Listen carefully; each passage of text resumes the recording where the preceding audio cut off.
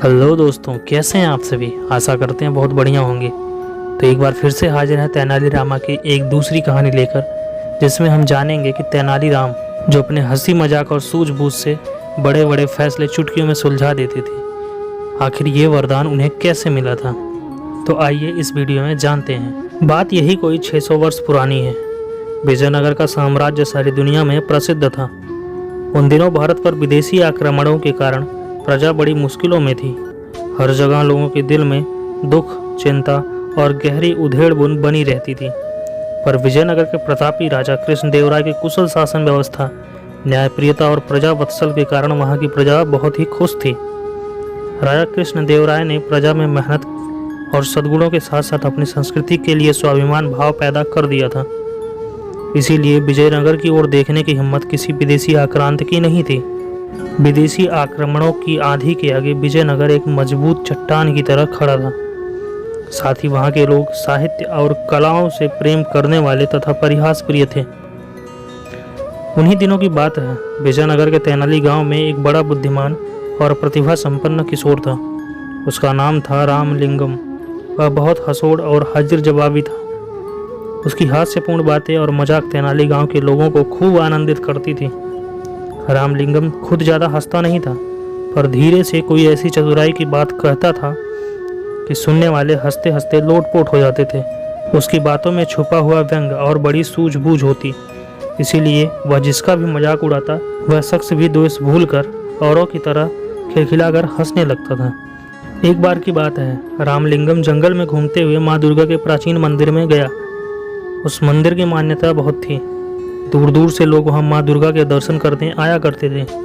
रामलिंगम मंदिर के भीतर गया और माँ दुर्गा की अद्भुत मूर्ति देखकर एकदम मुग्ध हो गया। माँ के मुखमंडल से प्रकाश फूट रहा था। रामलिंगम की मानो समाधि लग गई। फिर उसने दुर्गा माता को प्रणाम किया और चलने लगा। तभी अचानक उसके मन में एक बात अटक गई। माँ दुर्गा के 4 मुख थे, 8 भुजाएं थी। इसी पर उसका ध्यान गया और अगले ही पल उसकी बड़ी जोर से हंसी छूट गई। देखकर माँ दुर्गा को बड़ा कौतुक हुआ।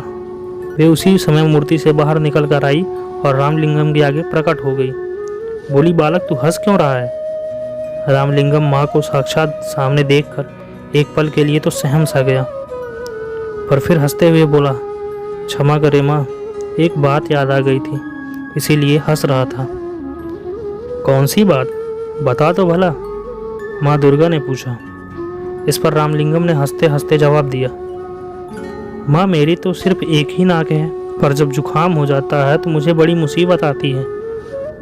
आपके तो 4 मुख हैं और 8 भुजाएं भी हैं, तो जब आपको जुकाम होता होगा तो आपको और भी ज़्यादा मुसीबत। रामलिंगम की बात पूरी होने से पहले माँ दुर्गा खिलखिलाकर हंस पड़ी।